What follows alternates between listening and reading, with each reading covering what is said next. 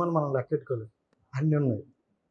So అలాంటి అంటే నేను ఒకసారి మీరు అన్నట్టే నేను తను అడిగాను, do you remember how many films you done అని.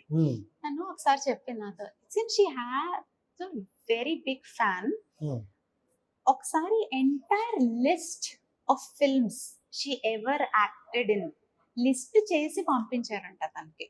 అవునా? ఎన్ని ఉన్నాయి? Almost 400 films, almost all south languages, Hindi.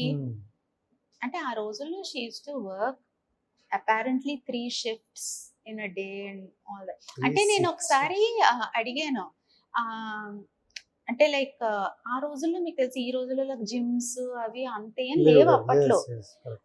She was always slim and fit. ఎలా అంటే తనని 3 shifts చేసేదాన్ని. రెస్ట్, మనం ఎక్కువ రెస్ట్ తీసుకున్నప్పుడే you start putting on weight ఇవన్నీ.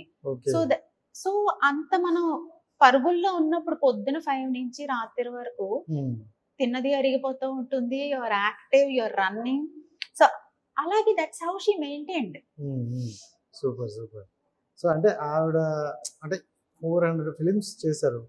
బట్ మీరు యాక్టింగ్ లోకి వస్తున్నప్పుడు కానీ వచ్చాక కానీ ఏమైనా సజెషన్స్ ఇచ్చారా? నేను అదే అంటాను, ఇలాంటివి కొన్ని నేను తన దగ్గరే నేర్చుకున్నా. అలాంటి సజెషన్స్ ఇది చేయకు అది చేయకు అలాంటివి ఏం చెప్పరు నాకు కూడా.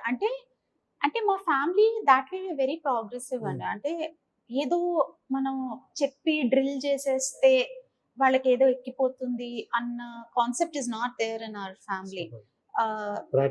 ప్రాక్టికల్, యువర్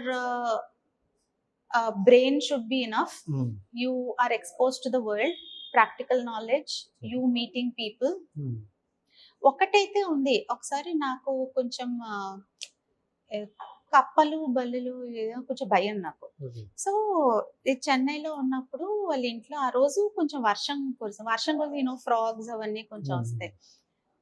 ఒక కప్ప ఇలా వచ్చి జస్ట్ జంపింగ్ అన్నమాట. నేను ఒక్కసారి అరిచి నేను లోపలికి వెళ్ళిపోయాను, బయటికి రానాను. Then she immediately was like, if you can't handle the frog, how can you handle lecherous men in the industry?